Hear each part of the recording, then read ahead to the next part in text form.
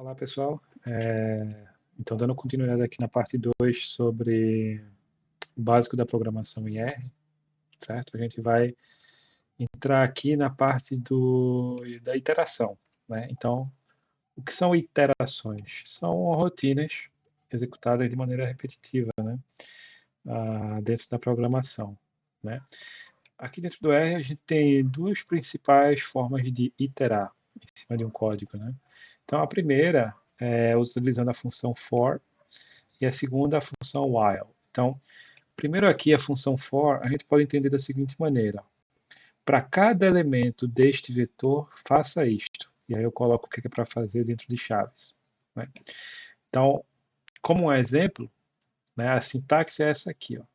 Então, para cada i, tá? Que são cada elemento, que é no vetor, e aí o vetor aqui, nesse caso, é uma sequência de 1 a 4, tá? Faça isso. E aí ele tem que fazer isso aqui que está embaixo, tá? Então, o que é que ele vai fazer?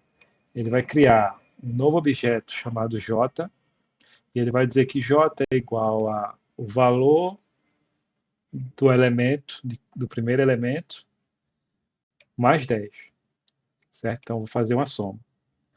E depois disso, ele vai mostrar para mim aqui no console, vai fazer um print do objeto j, né? Então, vamos fazer manualmente, entre aspas. Então, aqui embaixo no console eu disse que i é igual a 1, tá? Então, vamos começar do começo, né? Então, primeiro que eu tenho essa sequência aqui, ó, de 1 a 4, né? Então, dentro do for, cada elemento desse vetor se chama i, né? Então, primeiro i pode ser 1, tá? Na primeira fase. Então, quando o i for 1, ele vai fazer o seguinte, vai criar um objeto chamado j, e o valor do objeto j vai ser i mais 10. Pronto. E aí depois ele vai fazer a função print, que é mostrar na tela o valor de j. Então, como i era 1, j é igual a 1 mais 10, quando ele printa j, ele mostra o valor 11, certo?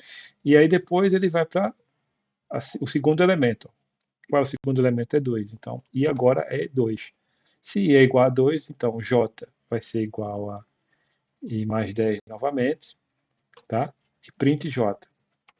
Agora j é 12, certo? Então, ele vai executar esse loop aqui, essa rotina, para cada elemento dentro do vetor que eu passar para ele, né? Então, vamos fechar aqui e ver na prática aqui como ele executa. Seleciono toda essa linha aqui, todo esse código, Ctrl Enter, e aqui ele printou para mim, ó, sequencialmente, ó, 11, 12, 13, 14, que é justamente a soma de 10 com cada um dos elementos, né, daquele vetor de 1 a 4, tá?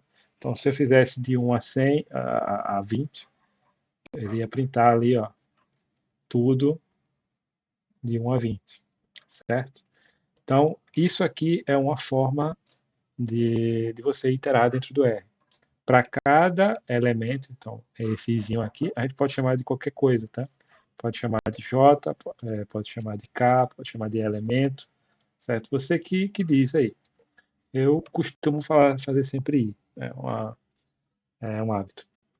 Para cada elemento deste vetor, que é esse aqui, faça o que está dentro das chaves. Obviamente, eu posso pedir para ele fazer várias coisas aqui dentro, tá? Se tiver dentro das chaves, ele vai executar sequencialmente cada uma das coisas que eu fizer, tá? Uma outra forma de iterar é utilizando while. Então, a gente interpreta o while de uma forma diferente, né? A gente interpreta assim, ó, enquanto este objeto não for assim, faça isto aqui que está dentro das chaves. Então, a gente tem que partir de um objeto que está externo do loop, externo da iteração, tá? Aqui nesse exemplo eu disse que era n, e eu disse que n é igual a 1, tá? O valor de n é igual a 1. E aí esse n vai entrar dentro do loop aqui. Então, enquanto while, isso aqui, n for menor que 5, então enquanto essa condição não for verdadeira, execute o que está aqui dentro do código. tá?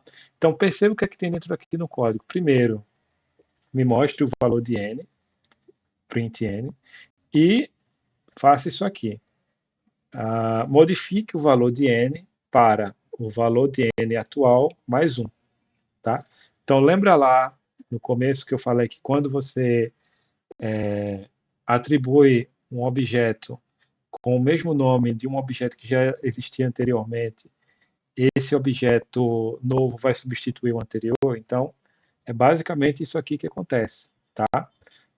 Eu tenho n e quando passar pela iteração, n vai ser substituído por o valor dele antigo mais 1.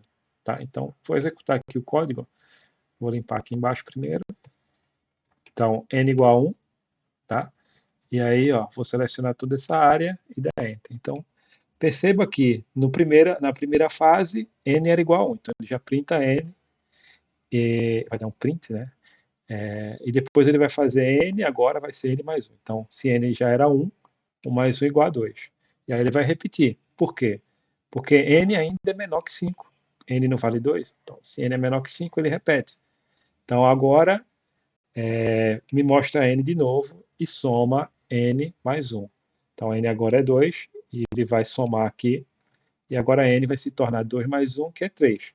3 é menor que 5? É. Então, continua o loop. Printa n, 3. 3 soma com mais 1 e vai ser agora o novo valor de n. Então, n agora vai ser igual a 4.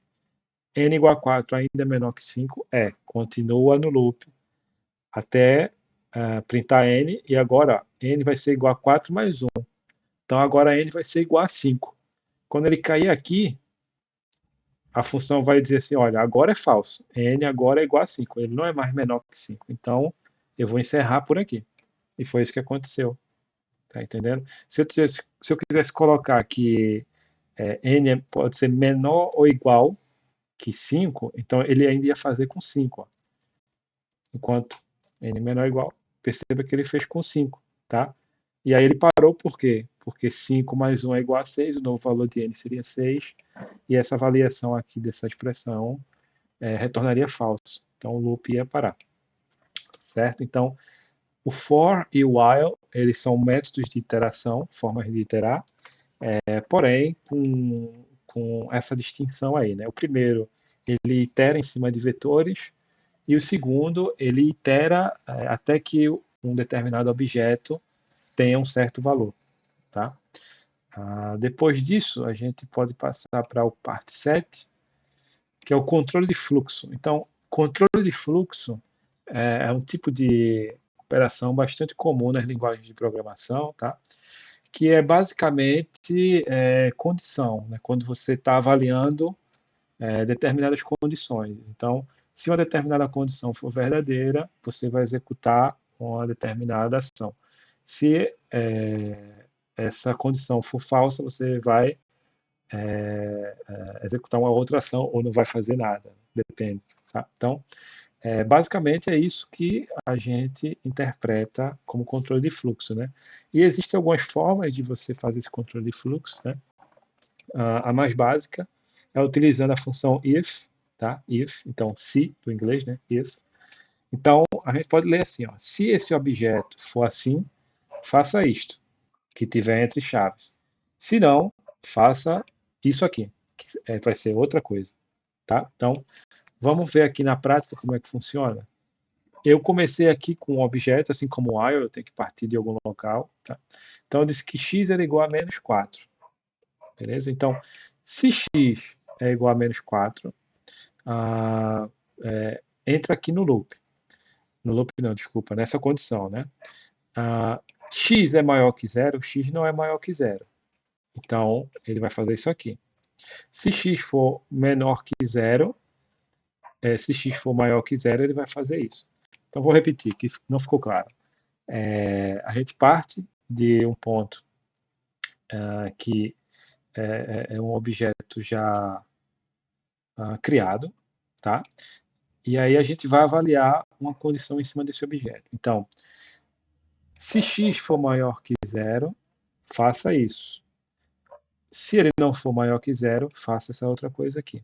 Tá? Aqui eu pedi para ele printar o texto, né? Número positivo, e aqui embaixo 0 ou negativo, tá? Então, como x é igual a menos 4, ele vai ser 0 ou um número negativo. Vou mostrar aqui executando esse pedaço. Opa, não defini aqui ainda que x era igual a menos 4. Agora sim. Mostrou aqui, ó, nessa condição, 0 ou número negativo. Tá? Então, se eu alterar aqui o valor de x para mais 4 agora, se x agora é igual a 4, e avaliar de novo essa condição, ele agora vai me dizer que x é um número positivo. Por quê? Porque a primeira condição, a condição inicial, ela é verdadeira. Então, posso fazer isso. E se x for igual a 0, o que acontece? X igual a 0. Né? Então, x igual a 0, vou rodar isso aqui, e ele vai dizer 0 ou número negativo, né? Porque eu falei aqui, só quando x for maior que 0, que você vai me dizer que é um número positivo. Né? Então, e se eu tiver interesse em fazer uma terceira condição aqui, que seria x maior que 0, x menor que 0 e quando x for igual a 0. Né? Então, eu posso fazer dentro do R e dentro de outras linguagens também um alinhamento de ifs, né? Que, mais uma vez, a gente volta lá dentro dos paradigmas da programação, né? Programação funcional, específico aqui no R também, permite essa abordagem de você colocar uma função dentro da outra, né? Então, aqui, a gente pode alinhar, né? Incorporar sucessivos ifs, tá? Então, a gente pode ler dessa forma aqui, ó. Se esse objeto for assim, faça isso. Se não, faça isso. Se não, faça isso. Isso aqui pode ir de modo indefinido, né? Claro que quanto mais longo, mais complicado vai ficando de você montar esse código, porém, teoricamente, isso pode ir até o infinito, né? Então, nesse exemplo aqui, ó, que eu quis implementar quando x foi igual a 0. Né? Então, vamos falar primeiro aqui a condição. Ó. Se x for maior que 0, mostre para mim a frase número positivo. Ou então, se x for igual a 0, você vai me dizer a frase, o número é 0. Ou então, se nem isso for verdadeiro, você vai me dizer que é um número negativo. Então, vamos começar aqui com x igual a 20. É maior que 0, né? Então, quando eu rodar isso aqui, ele vai satisfazer somente a primeira condição, para me dizer número positivo. Agora eu vou colocar que x é igual a 0, tá? X é igual a 0. E agora vou rodar de novo, ó. O número é 0, tá? Vou colocar um número negativo, menos 4. Vou dizer que x agora é menos 4. Rodo de novo aqui a minha avaliação. E ele vai satisfazer somente a terceira condição, que é número negativo. Tranquilo? Então,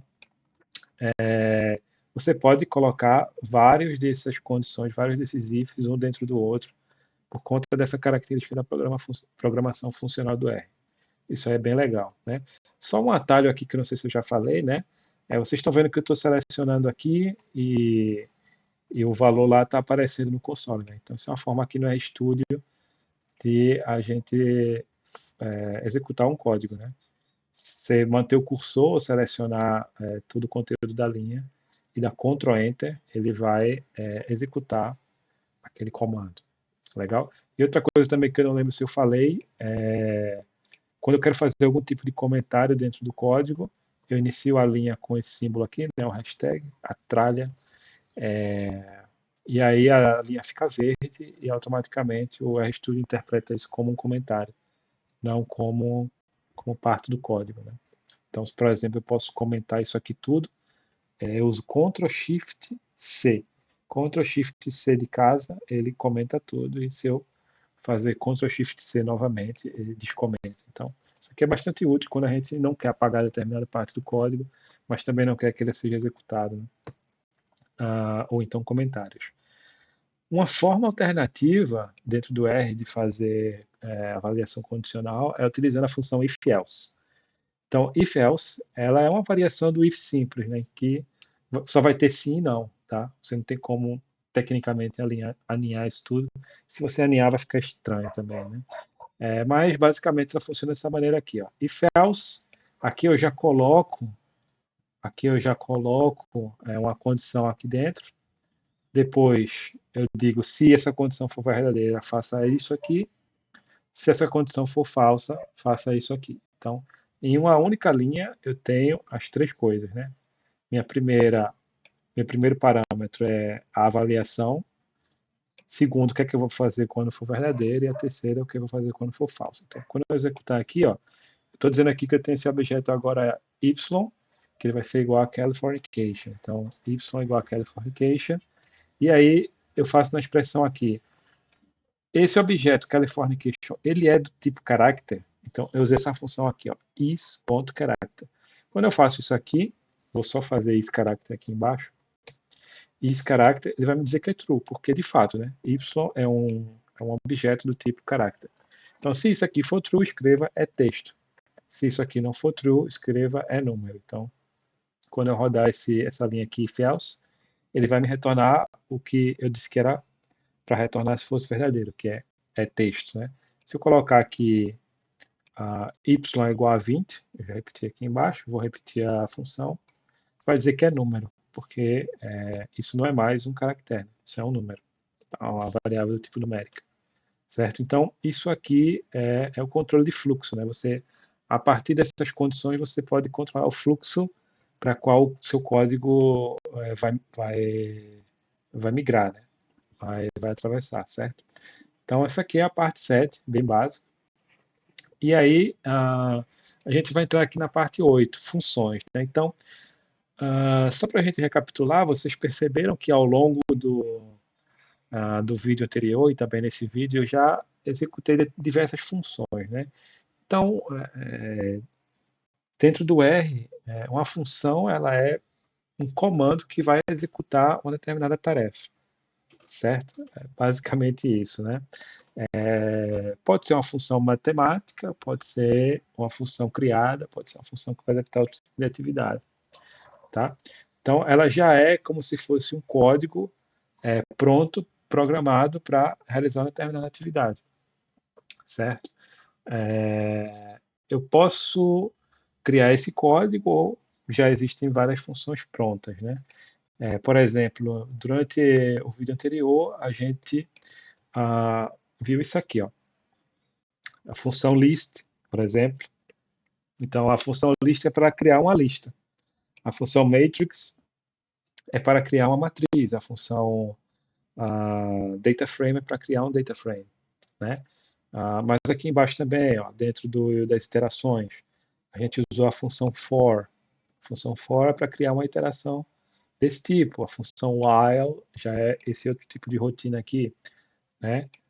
Funções if, né? Função else, tá? Então, que estão dentro do controle de fluxo. Então, tudo isso são funções, né? Tudo isso são funções. As funções, elas geralmente, elas possuem parâmetros, né? Ou argumentos. Então, esses parâmetros são necessários para que a função seja executada, né? E cada função, ela necessita dos seus parâmetros específicos, tá? Então, por exemplo, aqui ainda no controle de fluxo, tá? A função isCharacter, ela precisa ter um objeto dentro dela para ela avaliar se é caractere ou não é caractere, tá? A função print, ela precisa dentro dela de uma variável tipo character, tá? Tipo texto, para que ela consiga mostrar aquele texto na tela, tá? Se eu der um print aqui embaixo e um número, ele vai me printar também o número, tá?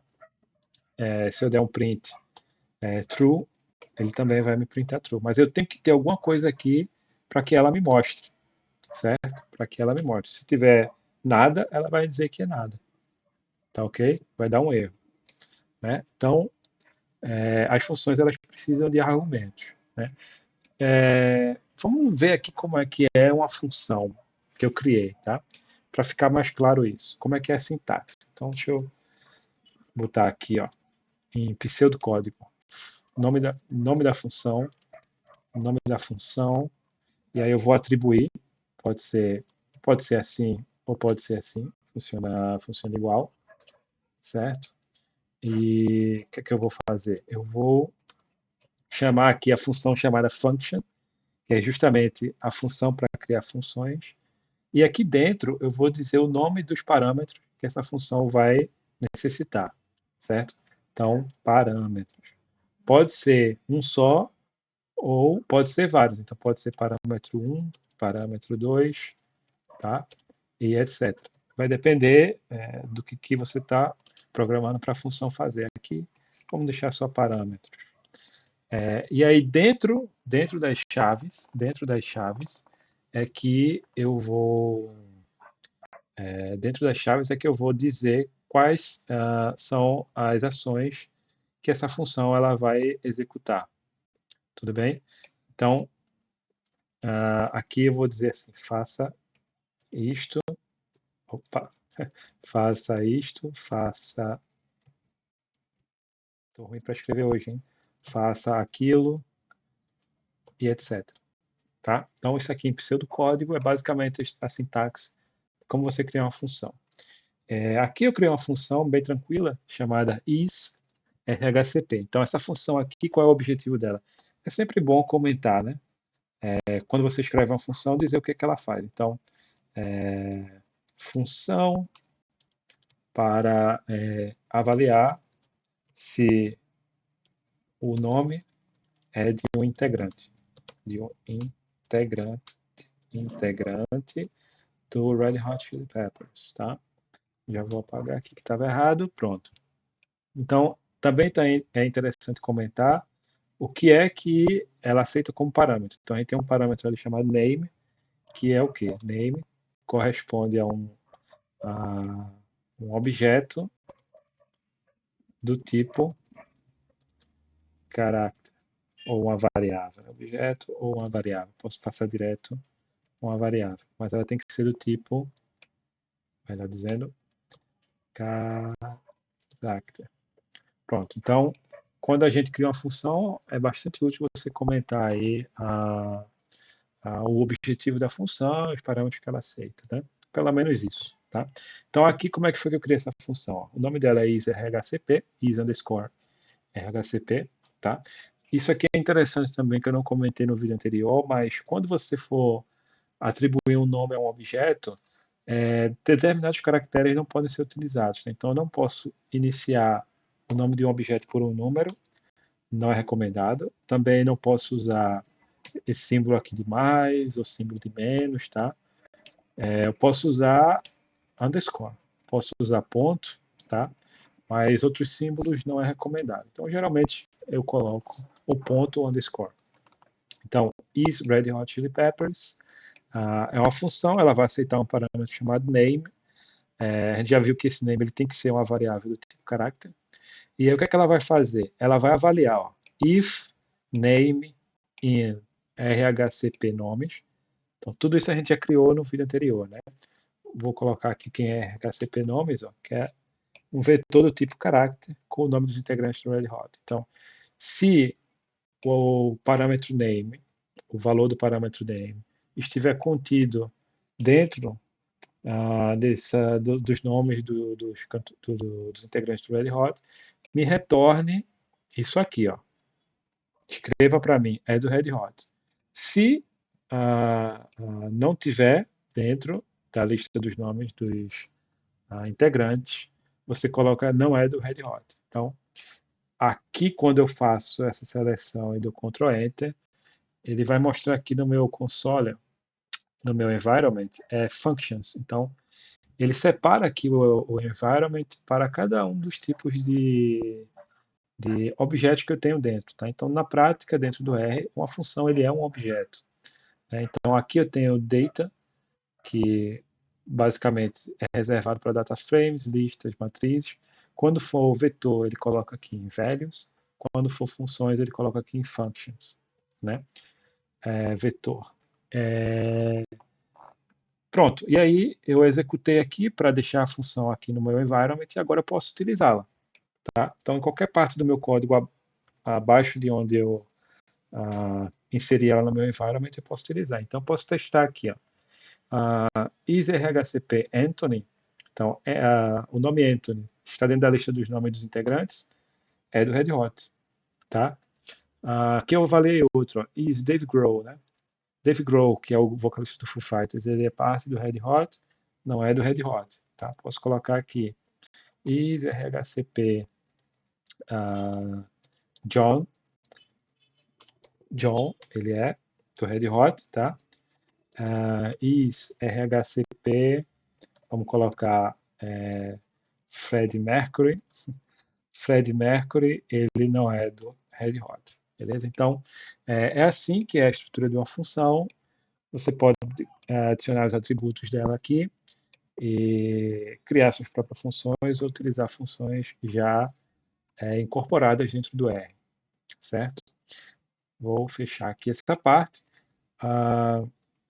Aqui nessa parte 9, da parte 9 em diante, na verdade, até a 14, eu vou falar de algumas funções que já vêm, funções bastante interessantes que já vêm no pacote básico do R. Quando você instala o R, você instala junto um conjunto de funções e de pacotes já inclusos, tá? Então, funções de ajuda, né? Então, função de ajuda, você pode escrever de duas formas. Ou você coloca help e dentro do parênteses aqui o nome de uma função, certo?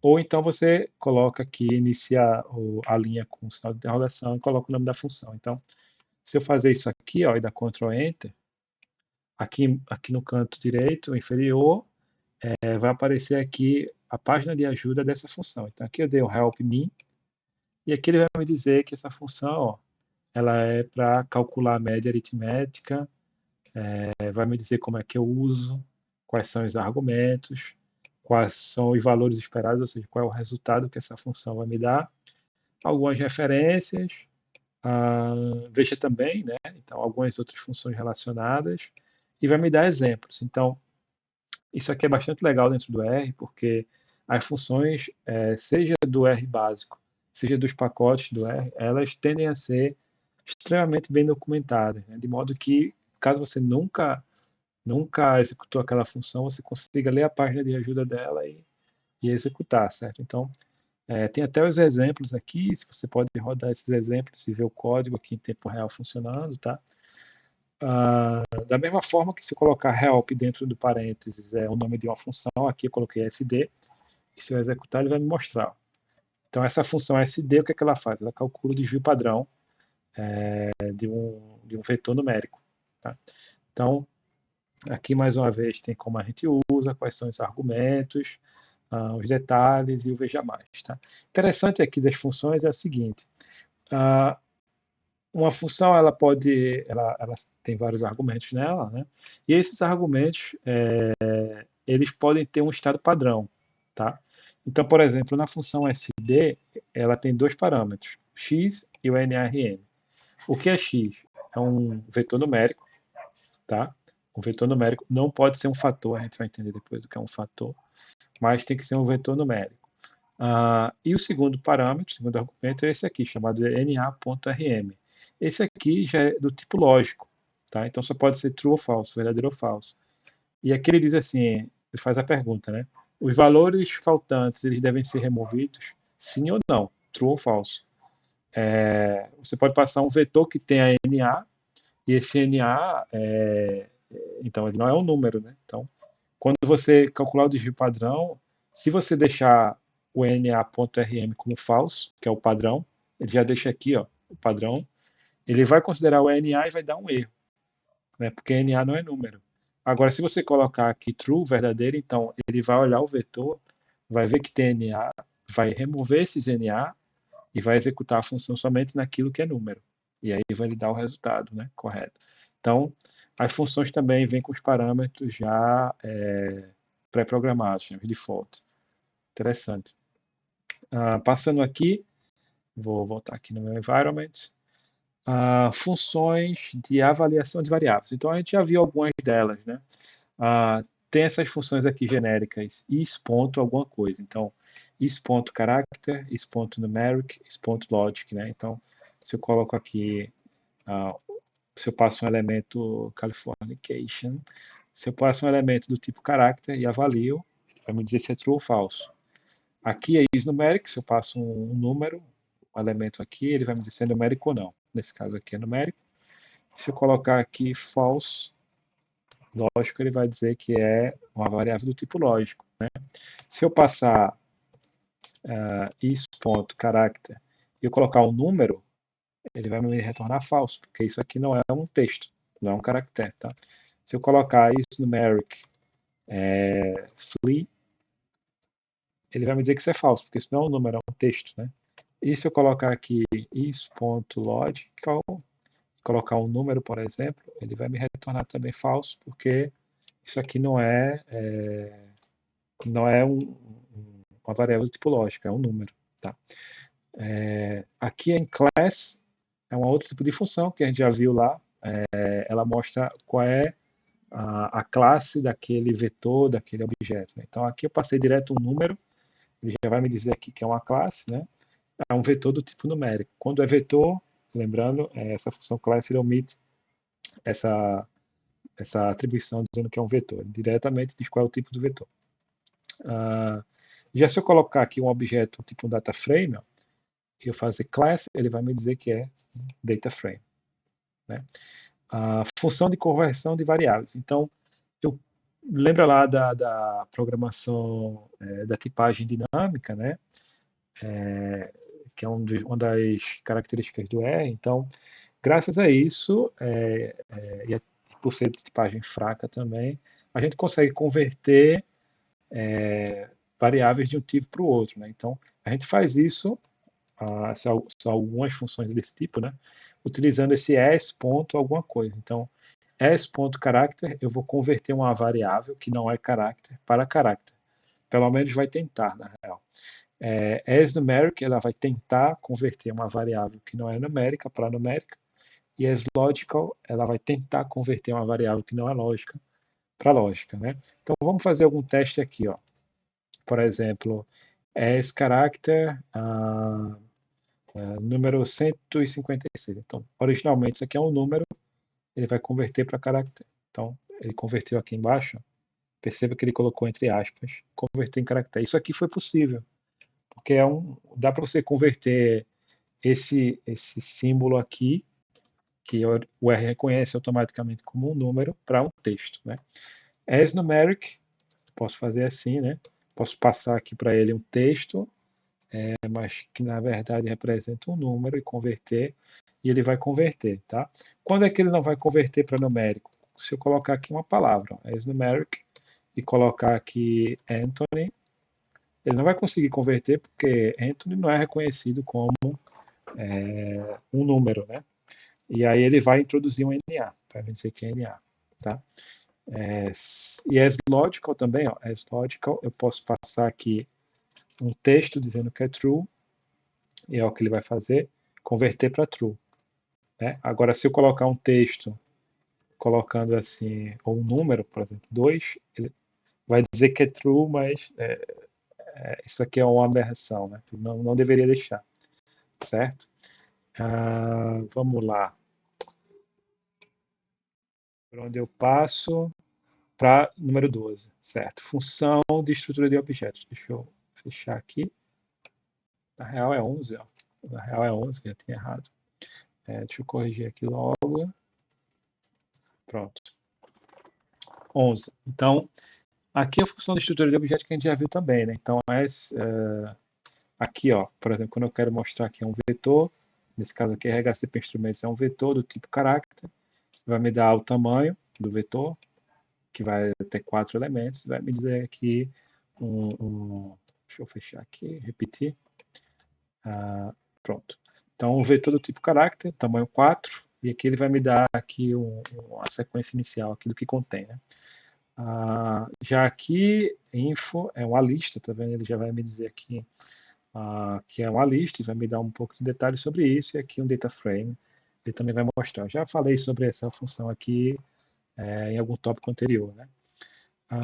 Função, porta número 12. Então, funções de gestão do environment. Então, isso aqui é bem legal, porque essa função aqui, list, por exemplo, aqui eu não preciso passar nenhum argumento para ela, porque já tem um padrão aqui que ela vai reconhecer o global environment, tá? É possível criar outros environments dentro do R, mas a gente não precisa falar disso agora.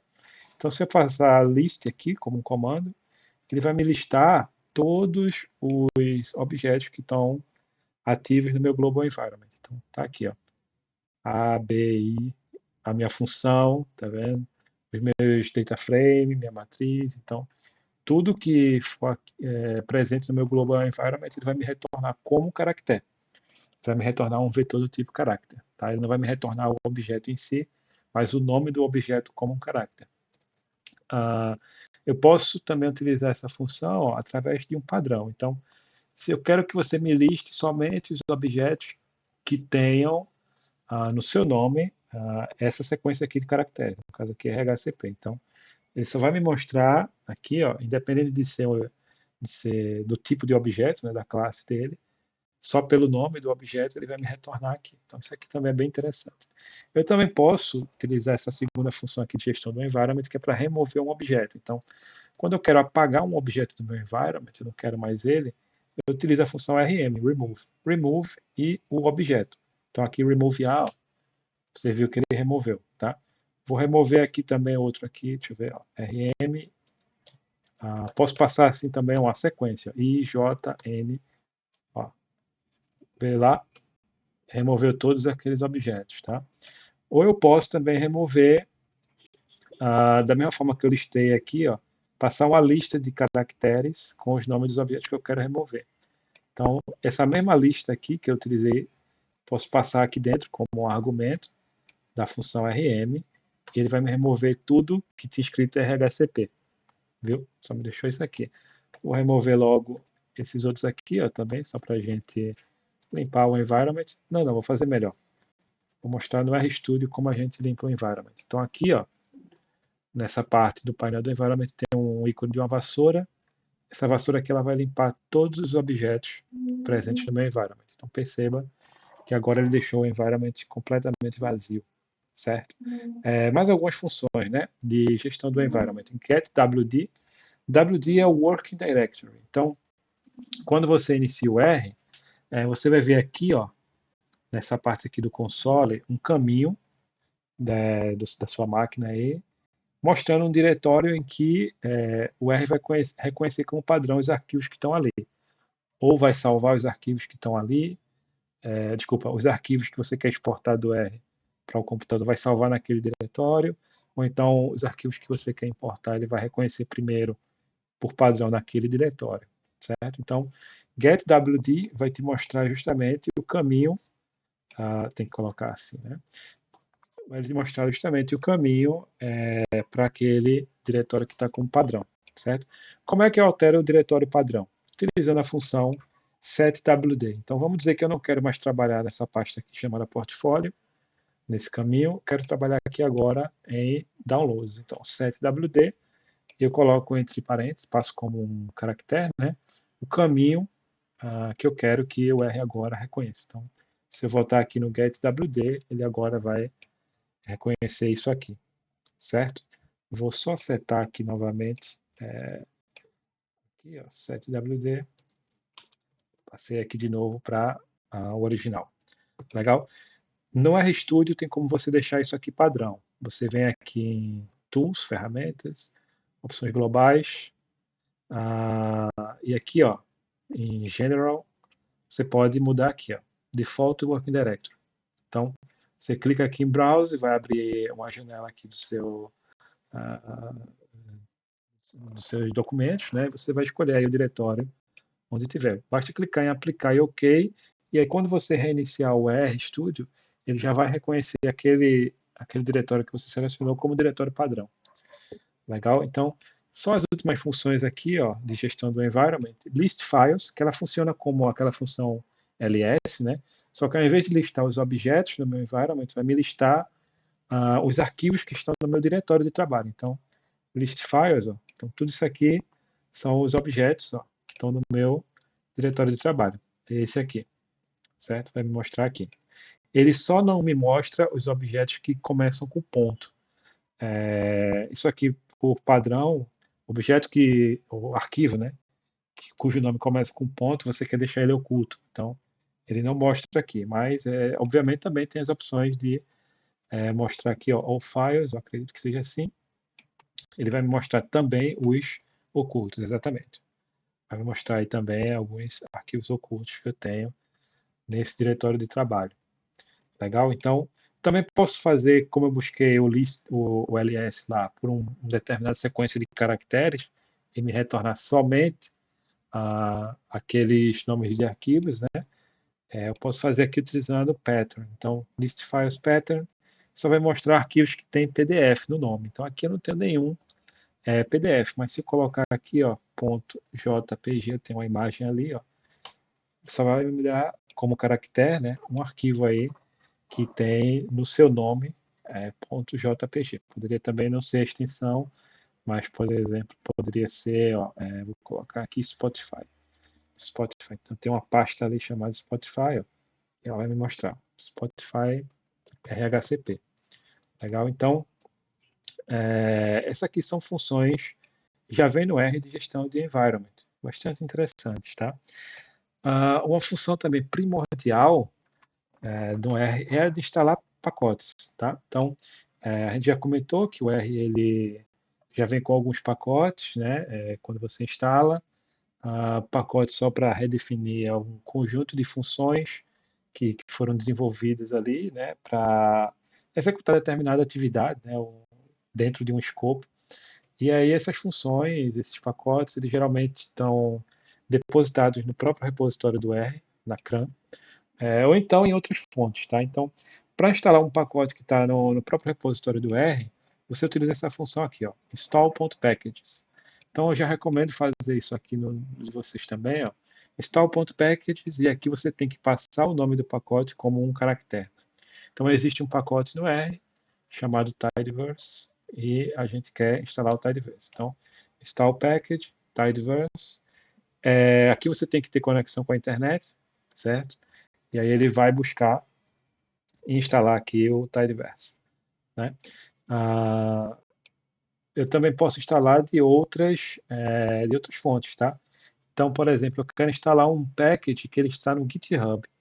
Para isso, eu utilizo um pacote chamado DevTools. Então, eu tenho que primeiro instalar esse pacote chamado DevTools, e uma vez que eu instalar ele, ó, deixei até aqui a função, install package DevTools. Ele vai me pedir para reiniciar o R, eu não vou fazer porque eu já fiz, tá?